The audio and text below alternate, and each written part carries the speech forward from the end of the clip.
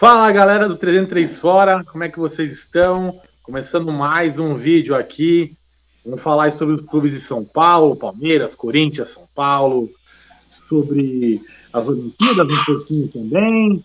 Bom, vamos dar uma boa pincelada na rodada passada e na próxima rodada aí, principalmente da Copa do Brasil.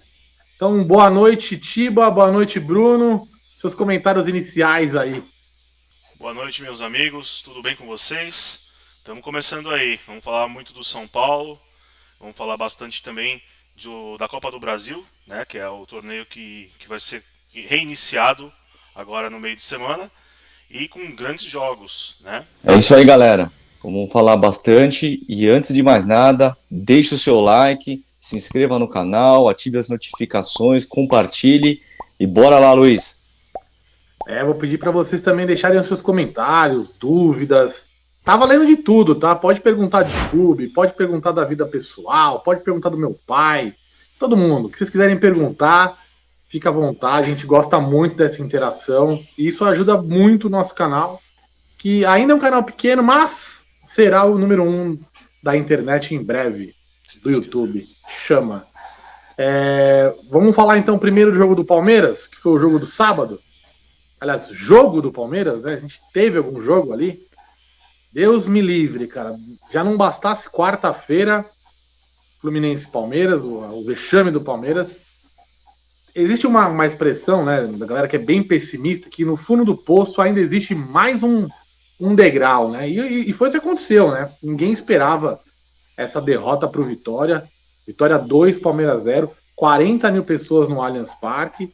O clima era de que o Palmeiras ia vencer, né? Ninguém esperava muito brilho, mas se esperava uma vitória. O Abel teve a infeliz ideia, eu diria, de escalar o time reserva. O Palmeiras foi muito mal organizado. Talvez o jogo mais mal organizado que eu vi da época do Abel aí no Palmeiras. O pior jogo talvez tenha sido contra o Fluminense, mas mais mal organizado.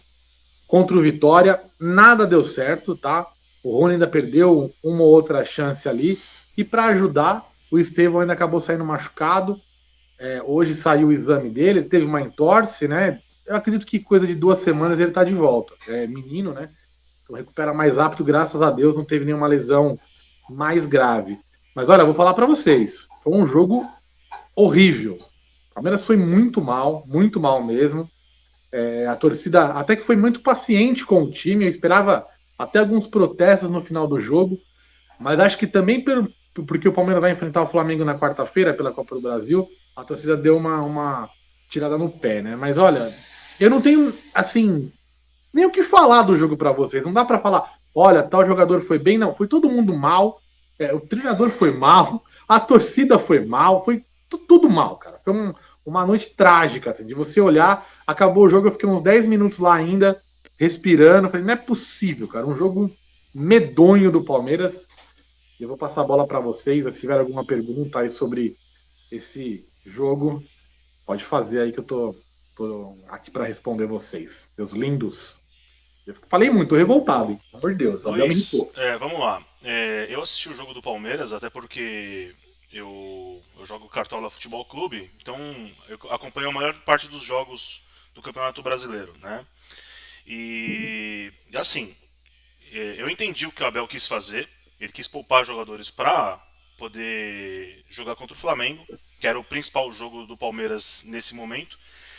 E eu ouvi muita gente falando depois do pós-jogo que os jogadores do Palmeiras que entraram na partida, os reservas, os considerados reserva, eles ficaram meio que chateados com a situação de, poxa, eu vou jogar porque eu não vou estar presente no jogo contra o Flamengo. Então eu não sei até que ponto isso pesou no jogo do Palmeiras, porque realmente todo mundo esteve abaixo, o Palmeiras jogou uma partida muito ruim, o Vitória da Bahia nem se esforçou tanto para fazer os gols, né? E ficou complicado. O Palmeiras foi irreconhecível nesse jogo. Contra o Fluminense, eu até entendo que o Fluminense, apesar de estar lá embaixo, o Fluminense é o atual campeão da Libertadores da América. É um time que tem alguns jogadores bons e experientes. Eu até entendo, o Arias é um grande jogador, mas o jogo contra o Vitória todo mundo esteve abaixo. É inadmissível o resultado que o Palmeiras apresentou. E eu queria saber de você, até que ponto, eu vi também a entrevista, parte da entrevista do Abel, né, ele falando que realmente ele vai querer contar com jogadores, né, e à medida que ele verificar que alguns jogadores ele não vai contar mais, ele vai descartar. Então, assim, até que ponto essa derrota pro Vitória, né, pela circunstância, pela situação, ela pode atrapalhar o Palmeiras na sequência? Porque a sequência do Palmeiras é muito dura, é muito difícil. Vamos lá, alguns pontos, né? Primeiro ponto, vou deixar até uma enquete para vocês aí. O Tiba falou sobre o Cartola. E aí, vocês utilizam Cartola? Vocês apostam? Utilizam casas de apostas? Vocês não fazem nada? Vocês participam de bolão? Deixa um comentário aí pra gente. O que vocês gostam de fazer? Cartola? Bolão? Aposta? Nada? Então, primeira coisa aí sobre isso. Segundo, primeiro, o Abel, ele vem perdendo uma parada que ele sempre teve, que era a meritocracia. O Abel está mantendo alguns jogadores no elenco porque ele gosta do jogador. Não existe nenhuma explicação plausível para a titularidade do Rony. O Rony, inclusive, foi o capitão, né? Camisa 10 do Palmeiras. O Rony vem fazendo um ano péssimo e é intocável. A mesma coisa acontece com o Marcos Rocha, com o Gabriel Menino. O Rômulo fez uma partida que ele jogou um pouquinho mais e ele deu um passe da vitória contra o Botafogo de Ribeirão Preto e não jogou mais.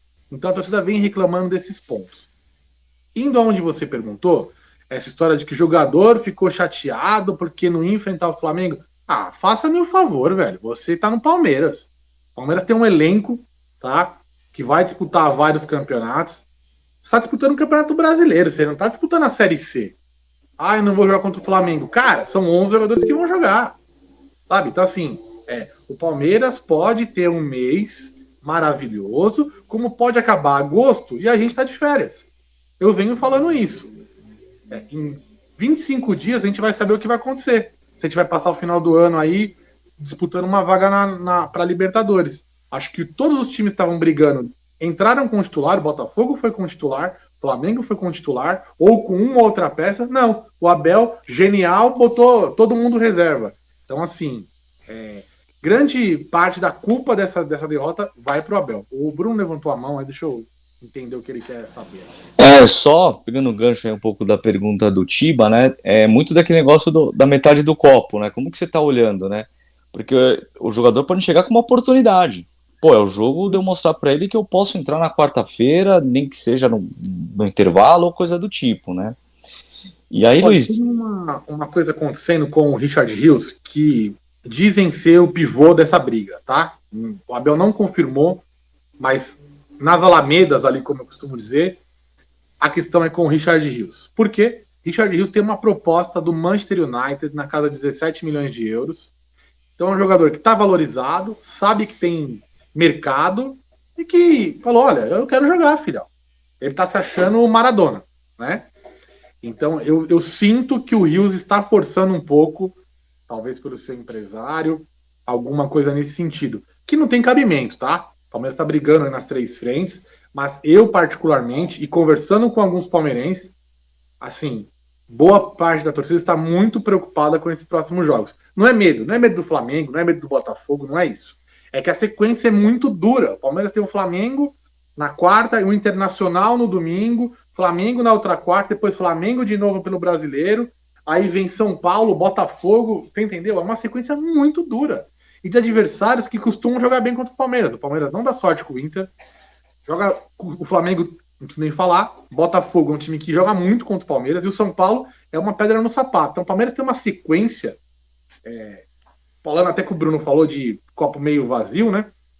Tudo bem, pode terminar agosto e o Palmeiras está super bem posicionado. Mas acho que o Abel arriscou. O Flamengo está 4 pontos de vantagem com um jogo a menos. Então, assim, agosto vai ser um mês que vai definir o ano do Palmeiras. Então, eu estou bem preocupado, para te falar a verdade. Acho que agosto vai definir não só o do Palmeiras, como o do Flamengo, o do Botafogo e tudo mais, né? E o que eu achei estranho nessa rodada foi que só o Palmeiras, entre aspas, poupou, né? O que a gente vê nas últimas temporadas era muito comum, né, os times próximos ali a uma fase de mata-mata poupar. Então, Luiz, aproveitando isso, vou fazer uma pergunta. Você acha que mesmo com o time reserva era obrigação do Palmeiras vencer o Vitória? E aí eu vou emendar uma outra. Se acontece alguma coisa na rodada que só o Palmeiras se dê bem, você não acha que o mérito pode voltar a ser do Abel por ter poupado? Perguntas excelentes, né? Primeiro, para mim é sempre obrigação ganhar do Vitória no Allianz Parque. Como é obrigação do Corinthians ganhar do Vitória na Neoquímica e é obrigação do São Em Paulo ganhar Marte. no Morumbi. Ponto. É obrigação. É o Vitória. E o Vitória não tá igual o Bahia, que tem uma SAF, que você fala, não, o Bahia você já fala, pô, é um jogo complicado. Com o Vitória, não. O que eu senti não é a derrota. Eu falei isso, não é perder. Perder do jogo, você vai perder, cara, não adianta. Às vezes você faz um jogo que você massacra e toma um contra-ataque e perde o jogo. O Palmeiras não massacrou o Vitória. O Palmeiras não jogou contra o Vitória. O Palmeiras foi ali levando em banho-maria, achando que em algum momento pudesse sair um gol. O gol não saiu, de repente tomou 1-0. Uma péssima partida do Lomba também, foi muito mal nos lances. Enfim, indo para a segunda pergunta, o futebol é muito dinâmico. Se o Palmeiras ganhar na quarta-feira do Flamengo, o Abel é um gênio. A torcida vai falar isso. Ah, o Abel é um gênio. Eu só acho que o Abel está correndo um risco, porque o Flamengo é um time muito duro de ser batido no Rio. Eu vou ficar bem feliz se o Palmeiras trouxer o empate lá do Maracanã, tá? Eu acho que o empate, na minha cabeça, estaria de bom tamanho. Mas é óbvio, se o Palmeiras fizer um bom resultado, ele vai falar, tá vendo? Eu sou o cara e vocês baixem a bola. Mas e aí? Até quando vai acontecer isso, né? Eu sempre fico ali, tipo, eu sou um cara meio pessimista de natureza, né? Mas eu olho e falo, cara, tá arriscando demais, velho. Tá arriscando demais. Adversários muito duros, o Palmeiras vai ter que forçar um pouco, né? Enfim.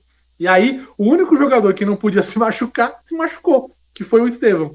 O Estevão se machucou, o Palmeiras vai ser uma peça importantíssima para enfrentar o Flamengo, que era um cara que podia agredir a defesa do Flamengo. Vamos sem ele. Enfim. Eu vi uma galera falando também, eu falei em 2 semanas, mas eu vi gente falando que ele pode jogar o segundo jogo, tá? Parece que é muito jovem, né? Como não teve lesão, é mais a pancada, né? Então ali é uma cicatrização mais rápida. Vamos orar aí a Deus, né? Para que o Estevão volte, que hoje o Palmeiras é o Estevão. É a realidade. Só falando rapidinho do jogo de quarta-feira, né? O Palmeiras deve ir a campo com o que tem de melhor. Eu espero que eles tenham vergonha na cara, que eles corram pelo menos, né? E que consigam ali, pelo menos competir. Acho que o Palmeiras tem que voltar a competir. Se competir, eu acho que pode trazer um bom resultado de lá. Depois a gente vai dar o palpite. Mas olha, vai ser duro, palmeirense. Prepare a sua cerveja, prepare a sua cachaça, que vai ser duro. Vai ser um meio de semana aí para nível Brasil de muita dureza, né? Entre os clubes. Bom, vamos falar então agora do São Paulo? Vamos pela ordem, né? O Corinthians foi a última jogada, foi isso? Então vamos falar do São Paulo aí. São Paulo que também perdeu, né, Tiba? Perdeu esse jogo aí pro Fortaleza, né? Pois é, Fortaleza sempre foi um adversário difícil para o São Paulo, principalmente nos últimos anos. São Paulo que foi com um time misto para Fortaleza, o Lucas que estava suspenso. O São Paulo também poupou com o Arboleda e o Luciano, que acabou tomando um cartão amarelo do banco de reservas e está suspenso no próximo jogo contra o Flamengo. O São Paulo não começou bem a partida. O São Paulo começou com Wellington Rato e Nestor nas vagas do Lucas e do Ferreirinha. E no primeiro lance do jogo, uma bola espetada para a ponta esquerda e o Igor Vinícius fez pênalti, né, no contragolpe da equipe, que é o grande forte, o forte da equipe do Fortaleza é o contra-ataque. Eles jogam em velocidade, é um time muito físico, de muita intensidade e é um time muito, muito forte na parte ofensiva, na questão da velocidade. São Paulo foi surpreendido com esse contragolpe, pênalti, bem marcado na minha opinião, foi pênalti, com 2 minutos de jogo e 1-0 para a equipe deles, gol do Renato Kaiser. E aí o jogo é outro, né? O São Paulo fica com a bola, o São Paulo cria algumas situações de gol, mas o time sente muito a ausência do Lucas, sente muito a ausência do Ferreirinha, e o São Paulo também sofre muito com a questão física. O Wellington Rato continua gordo. Tá mais gordo do que eu, galera, sem brincadeira. E o Nestor, com aquele chassi, aquele físico de grilo dele, pelo amor de Deus, não dá também, né? Então, assim, eu não entendi as decisões do Zubeldia na escalação nem de Nestor, que não estava bem, e nem do Rato, que também não estava bem. Tem uns 6, 7 jogos que o Rato joga e ele não tem correspondido. Ele não tá nem correndo, ele tá. É impressionante.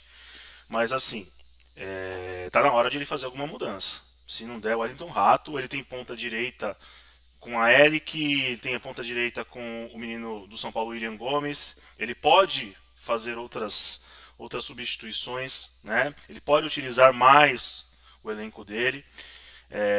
Já se ouvi falar as críticas que a gente vinha falando do Zubeldia naquelas derrotas para Cuiabá e Vasco, elas voltaram a acontecer porque ele está poupando os jogadores do São Paulo num momento crucial, mas os jogadores que eles têm colocado não têm correspondido, né?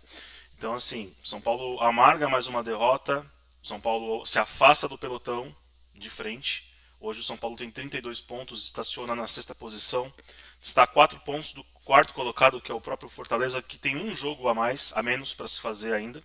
Um jogo para se fazer ainda, o Fortaleza. Então, assim, a situação ficou difícil. Ao que tudo indica, o São Paulo vai repetir os anos anteriores. Vai ter que focar nas Copas para poder viabilizar o ano, né? Porque o Campeonato Brasileiro já ficou muito difícil. Tem muita coisa para acontecer? Tem, mas de fato essa derrota ela custa uma situação para o São Paulo de mais protagonismo no Campeonato Brasileiro. Então vai ficar mais difícil para o São Paulo brigar pelas primeiras posições a partir de então. Querem falar alguma coisa? Bruno levantou primeiro aí, manda ver, Brunão. Vamos lá, Tiba. Você já antecipou uma que seria a minha pergunta, então vou mudar. Você falou de uma certa dependência do Lucas, né? Então vou mudar aqui a minha pergunta. Eu vou fazer duas para você. Primeiro, você, na sua opinião, o Zubeldia errou e deveria colocar o que tinha de melhor? E a segunda é, Luciano, para você, ele é titular absoluto? Então, Bruno, o São Paulo hoje não tem tantas peças de reposição, né? Então, vamos dizer assim que Nestor e Wellington Rato são duas das alterações prováveis em caso de saída de Ferreirinha, de Lucas ou de Luciano. Mas eles não estão funcionando, essa é a questão. Eles já tiveram oportunidades e eles não estão funcionando, não é de agora, já tem um tempo já. Então o que eu levanto o Zubeldia ele tem que testar outras opções. Tem outras opções no banco. Tem outras opções para ele poder colocar. Agora ele vai conseguir. Agora ele vai ter a presença do Marcos Antônio, que é um novo reforço para o São Paulo. Certamente o Marcos Antônio deve ter mais minutagem também, né, em relação a esses jogadores Já bidou, né? de meio de campo. Já bidou desde ontem. E ele com certeza vai estar, pelo menos como reserva, né, como alternativa para o jogo contra o Goiás. Essa é a questão. O Luciano sim, de fato, ele é importante para o São Paulo, ele é um jogador titular do São Paulo. Ainda não se sabe ao certo se ele joga na função de meia de criação, e às vezes o Lucas joga pela direita. Eu acho que o Luciano tem que jogar como um segundo atacante, ele tem que jogar ao lado do Caleri, é onde ele rende melhor, ele finaliza bem, ele participa bem das jogadas entrando na área. E o Lucas tem que ser o jogador de criação do São Paulo. Que assim, o São Paulo tem 3 jogadores, na minha opinião, que eles têm lucidez. Entenda a lucidez que eu estou falando, tá? São jogadores que, se você dá a bola para ele vai clarear o lance. Nem que ele atrase a bola ou vire para outro lado. Ele vai criar jogada, né, vai desafogar o time. Um é o Alisson, que está machucado e não joga mais esse ano. O outro é o próprio Luciano. Quando o Luciano resolve jogar, ele sabe. Tá? Ele não é um baita jogador, mas ele sabe jogar bola. Ele tem condições. E o outro é o Lucas. Se o São Paulo não tiver nenhuma dessas referências, o São Paulo fica um time pouco agressivo. Embora o Ferreirinha, por exemplo, tenha características que eu gosto no jogador, que ele é um jogador insinuante, rápido, ele dribla, mas ele tem tomada de decisão precipitada. O Rato é outro jogador que tem tomadas precipitadas. O outro que também tem decisões precipitadas, o Nestor. Então esses jogadores, quando eles ficam com a bola, a maioria das vezes eles erram as jogadas. Entende? Então assim, Por isso que eu falo, o São Paulo é dependente do Lucas porque o Lucas é de fato diferente, ele é diferenciado. E o Luciano, que é o jogador que seria o segundo jogador com essa característica de trazer uma situação mais favorável ao São Paulo de lucidez no campo, ele oscila muito, ele alterna muito. E aí eu acho que é o posicionamento. Eu acho que ele vai render mais se ele jogar mais próximo do Caleri. Ô Tiba, Sim. só emendando aí, né? Acho que já foi bem claro. O jogo anterior do São Paulo, em que o Lucas tomou um cartão amarelo, eu estava assistindo o jogo e, na minha modesta opinião, ele forçou esse amarelo para não viajar para o Ceará. Ele tá? Então, pediu para tomar o cartão amarelo. Ele pediu para tomar o cartão amarelo. Basicamente falou, me dá esse amarelo. Sim. Então eu queria que você comentasse sobre isso, né? Sobre a dependência do São Paulo em relação ao Lucas, ainda sendo mais focado no Lucas. E, cara, eu vejo, você falou muito bem aí que São Paulo vai buscar aí, né, uma das Copas. Mas olhando para todos os clubes aí do Brasil, você não acha que, aliás, você não concorda comigo que tem muito clube para pouco título esse ano, aí tem muita gente buscando os mesmos títulos e que vai ser muito difícil para o São Paulo, para o Corinthians e para o Palmeiras buscar alguma coisa grande esse ano? Até como reflexão isso daí, Sim, tá? é que assim, hoje, na minha opinião, eu acho que vocês devem compartilhar disso, o Campeonato Brasileiro é tão ou mais difícil do que a Libertadores da América. Eu acho que é mais ou Isso menos não é de isso. hoje, tá? Não, Na sim. minha opinião, não é de hoje. O Campeonato Brasileiro é muito mais difícil ou tá na mesma situação do que a Libertadores da América.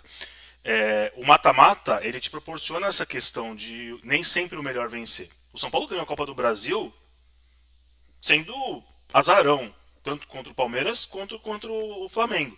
Contra o Corinthians, ele não era azarão, mas tinha aquele retrospecto negativo que atrapalhava o São Paulo.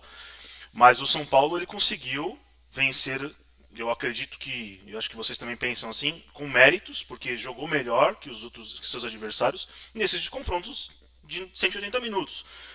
Então, assim, é mais fácil para um time que é inferior tecnicamente, como é o São Paulo em relação a Palmeiras e Flamengo, principalmente, nessa questão de disputar um campeonato, né, de tiro curto, de mata-mata. O Campeonato Brasileiro é um time que tem uma regularidade. O São Paulo tem essa regularidade? Não tem. O São Paulo não vai pegar o Juventude em Brasília, com mando do Juventude, e ganhar o jogo. Tem elenco, né? Uma outra Você pergunta. entende? Não tem elenco para isso. Quando você vê que sai Lucas, entra o Wellington Rato, aí você vê que não tem elenco. O Palmeiras hoje, ele se dá luxo. Olha o time do Palmeiras. O Palmeiras que jogou contra o Vitória, olha o time do Palmeiras. É Felipe Anderson, foi aquele menino lá que veio do Lázaro, foi o próprio menino, o Estevão. Se você pensar assim, é um time reserva. Esses caras são reserva. E olha o time dos caras. É outro nível, é outro patamar. Esses caras seriam titulares em, sei lá, 18 times do Campeonato Brasileiro. Você entende? Essa é a situação, essa é a diferença. O São Paulo ele não tem margem para poder falar, olha, agora eu vou ter que jogar com força máxima no Campeonato Brasileiro, né? Sendo que agora eu tenho a possibilidade de passar do Goiás para jogar umas quartas de final. Eu tô falando assim, numa situação assim, é favorável para o São Paulo? É difícil o São Paulo perder a vaga? Então, a gente tem que buscar o que dá para fazer melhor. Na situação do São Paulo hoje as Copas novamente. Tem que tentar novamente. Perfeito, Tiba. Em relação ao Lucas, você quer complementar alguma coisa ou não? Não. Você já falou um pouco da dependência, né? Não, a novidade do São Paulo é o Marcos Antônio, que a gente falou agora há pouco, que bidou. Ele deve ficar à disposição do Zubeldia para o jogo contra o Goiás. São Paulo que joga amanhã às 20 horas pela Amazon Prime, no Morumbis. Não tem mais uma novidade, assim. A única questão foi agora, o São Paulo travou duas negociações que estavam bem em andamento, que uma era o zagueiro do Atlético Mineiro, o Maurício Lemos, não vem mais. E também o Paul Fernandes, do Boca Juniors. O Boca está querendo uma compensação financeira, já que o Paul, o contrato dele se encerra no final do ano. E aí as situações estão mais complicadas para essas duas contratações. Tá? O nome do Thiago Mendes agora parece que está retomando novamente. Então não sei qual vai ser o desfecho, se vai ser positivo ou negativo. Vamos a ver, né? Vamos aguardar. Beleza. Só falando também que Palmeiras e Flamengo, ou Flamengo e Palmeiras também será Amazon Prime, tá? Então quem quiser assistir vai ter que colocar o seu rico dinheirinho nas mãos da Amazon. Vamos falar agora então aí de Atlético Mineiro 2, Corinthians 1, jogo lá na Arena MRV, se eu não estou enganado. O último jogo aí dos paulistas na rodada. Então manda ver, Brunão, o que você achou aí desse Atlético 2, Corinthians 1? Na minha opinião, fez um belo jogo. Vamos lá, Luiz. Corinthians que antes de entrar em campo tinha uma certa dúvida, né, de qual esquema, né, que o Ramon Dias ia colocar, se ele ia manter os 3 zagueiros, porque o Kaká estava suspenso, né, então, enfim, ele optou, né, por uma escalação que dava a crer que era uma formação com 4 na linha defensiva. E foi engraçado que, conversando com os amigos antes, eu até pensei, foi bom, mas ele colocou 3 volantes, né? Eu falei assim, eu acho muito arriscado você jogar com um time fora de casa, como o do Atlético, com 3 volantes, você vai chamar os caras pra cima. Eu falei, a não ser que ele colocar o Ranieri como ali um terceiro zagueiro. E foi isso que pintou boa parte do jogo, né? E o Corinthians, na minha opinião, jogou muito bem, foi uma das melhores partidas no Campeonato Brasileiro do Corinthians, fora de casa, tá?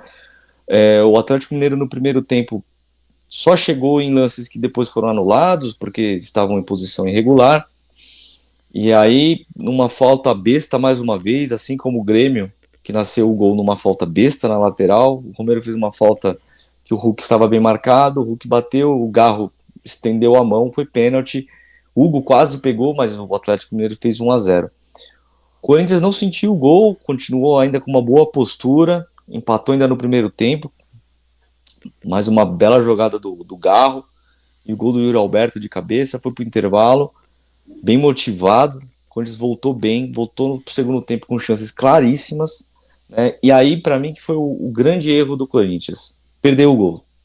O Corinthians perdeu 1, perdeu 2, perdeu 3. E aí lá para as casas dos 35 minutos mais ou menos, pênalti novamente pro Atlético Mineiro, e aí o Hulk bateu e fez 2-1. Resumo da ópera, o Corinthians perdeu para o Atlético Mineiro, né? Mas na minha opinião, apresentou um futebol que, se jogar esse futebol, esse nível de futebol nas próximas rodadas do segundo turno, consegue sair dessa posição ingrata da tabela, tá? Porque foi uma postura muito, muito corajosa, jogou com vontade, com determinação, muito organizado, e se você for ver, todo mundo pinta o Atlético Mineiro como um dos 3 principais times do país. Então, é claro que tem a questão que o Milito, né, começou há pouco tempo, tem alguns questionamentos, mas a gente acabou de falar de elenco aí no quesito São Paulo. Pô, o Atlético Mineiro tem um banco que, pô, tem jogadores ali que, né, conseguem suprir a altura, né, os titulares. Então, para mim, o Corinthians fez um jogo muito bom. Na minha opinião, não merecia perder, mas futebol não é por justiça, e a gente sabe que, assim como perdeu ontem, vai ganhar quando não merecer ganhar, e vida que segue. O importante é o Corinthians manter essa postura e organização que a gente não via há tempos, tá? Vocês gostariam de comentar alguma coisa? Vocês assistiram o jogo? Bom, eu vou comentar e deixar uma pergunta também. Como você falou, perfeito, foi o melhor jogo do Corinthians fora de casa. Eu, quiçá, diria que foi um dos 3 melhores jogos do Corinthians no ano. O Corinthians perdeu muitas chances, teve chance de fato de vencer a partida. Merecia uma sorte melhor, tá? Segundo lance ali, o segundo pênalti, eu tenho minhas dúvidas. Não sei se eu daria esse pênalti, não. O primeiro é aquele pênalti que, assim, o cara tá tentando tirar a mão, assim, mas ele abre, né? Se ele tivesse com a mão um pouco mais aqui, mas ele fez um pouco assim. Primeiro, acho que é indiscutível. O segundo, não sei. Fiquei bem em dúvida ali, mas, enfim, o juiz acabou dando e o Corinthians acabou perdendo a partida. A pergunta é, já deu para sentir uma boa melhora aí com o Ramon Dias? O que você está achando do trabalho dele, né? Sim, não só pela motivação, né? Eu acredito que toda troca de técnico aí dá um novo clima, né, para os jogadores, e isso se perdura por umas 3, 4 rodadas, né? Mas a questão do Ramon Dias acho que vai além disso. Eu acho que ele resgatou a confiança em alguns jogadores, primeiro ponto. Segundo ponto, ele está usando o Garro como deveria, né, que é o famoso engante lá na Argentina, que eles chamam isso, porque o Antônio Oliveira atribuía questões de marcação a ele, então hoje ele está muito mais livre, né, para criar, que é o forte dele, então ele chega mais, ele chuta mais, e assim, ele só não está mais em evidência porque o Alberto perde gol, senão ele ia disparar em assistências, né. E o terceiro ponto é a organização, tá? Então, primeiro, motivação, segundo, utilizar o Garro, e terceiro, a organização defensiva do time.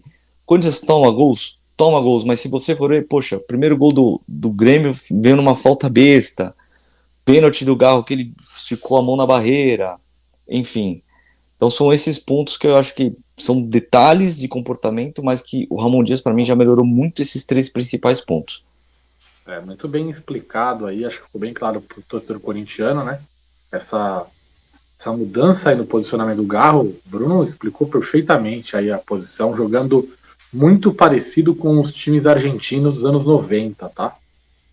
Que nem você falou, se tivesse um centroavante bom, a coisa estaria um pouco melhor, né? Tiba, vai comentar aí também sobre o Corinthians?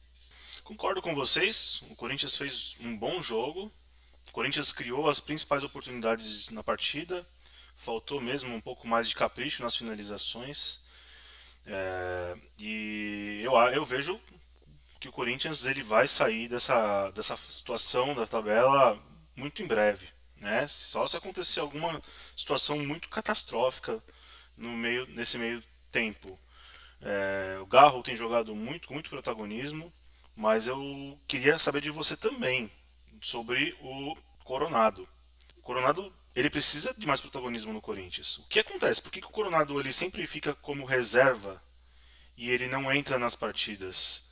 É mais na situação de disputa na vaga do próprio Garro? Você acha que os técnicos que estão lá, eles veem os dois ocupando a mesma faixa do campo?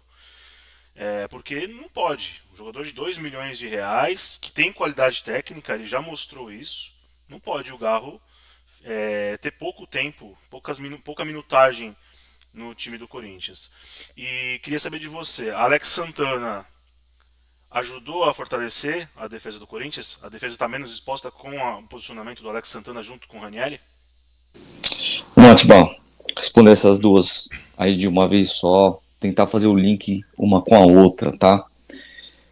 O Coronado, para mim, eu ainda sonho em ver o time do Corinthians jogando com 2 meias, como era na década de 90, aquela coisa mais clássica da nossa época, né? Eu acho isso muito legal, e o Corinthians teria condições hoje, né, de fazer.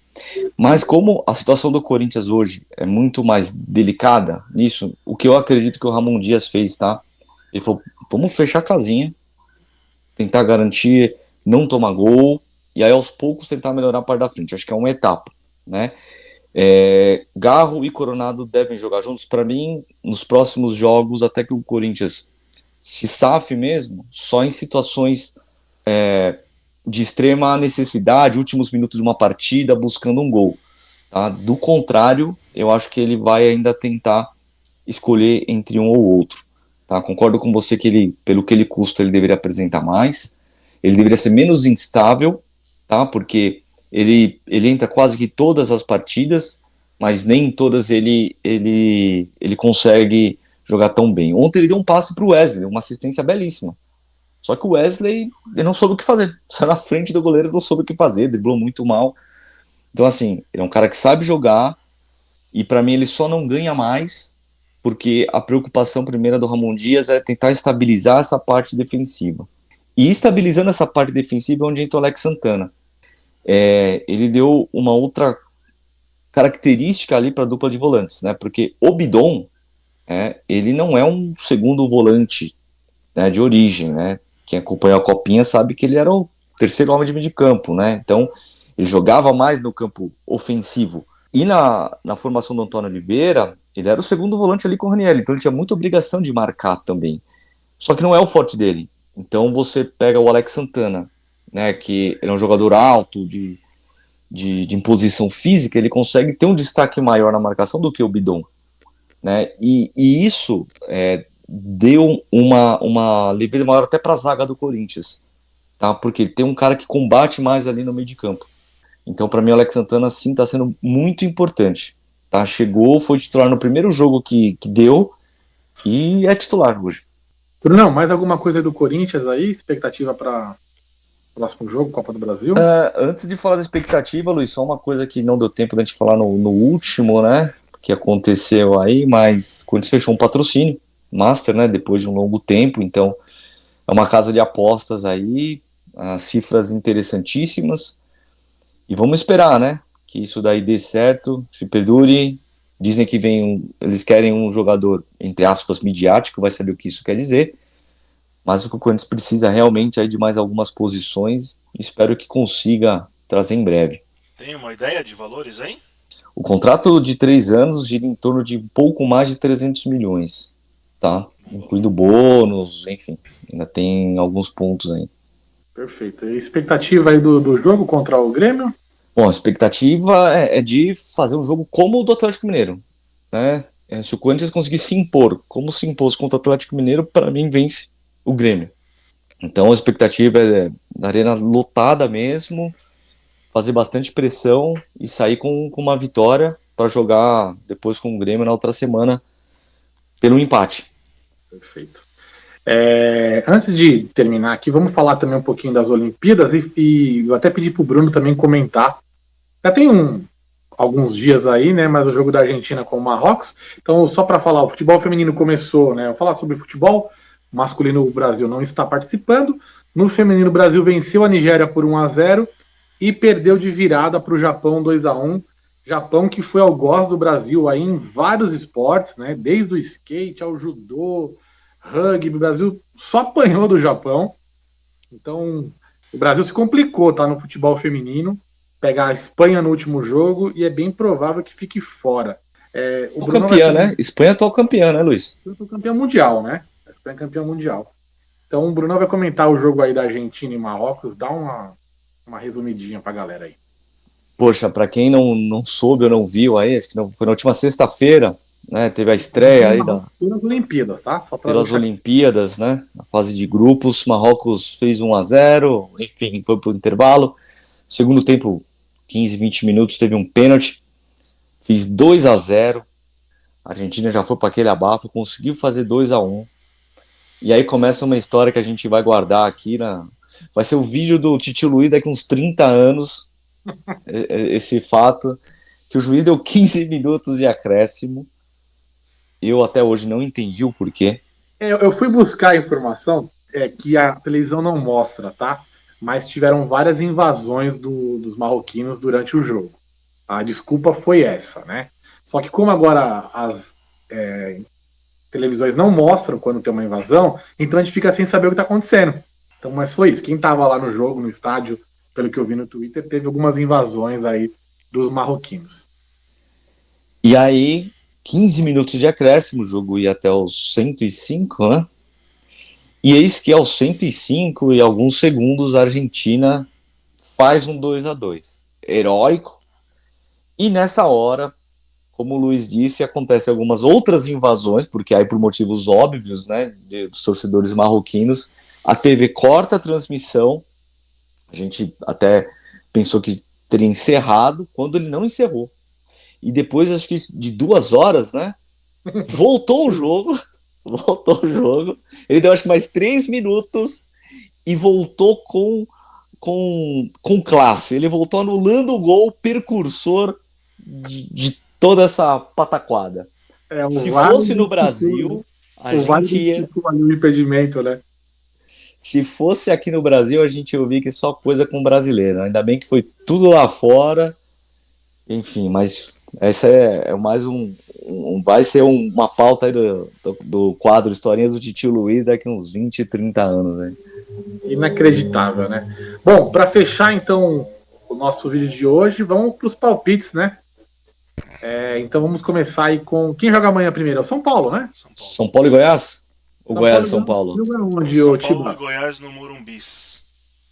3-0 pro São Paulo. Aliás, tem a apostinha. São Paulo foi eliminado. Eu faço vídeo de palhaço. Maquiado e tudo. 3-1 São Paulo. 2-0 São Paulo.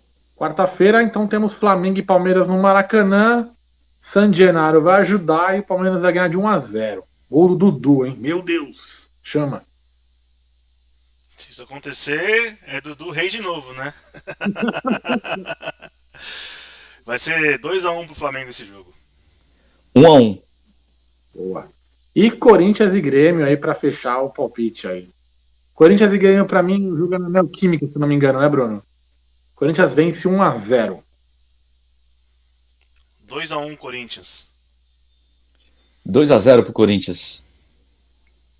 Então é isso, minha gente. Como diz o Bruno, deixem seu comentário, inscreva no canal, curta, manda pro papai, pra mamãe, pro chefe chato, enfim. Comenta. E é isso. Grande abraço pra vocês aí. E é isso, avante palestra. Valeu, Chama. galera. Boa Valeu, semana pra galera. nós. Abraço. Um abraço. Vai, Corinthians. Falou. Tchau, tchau. Tchau.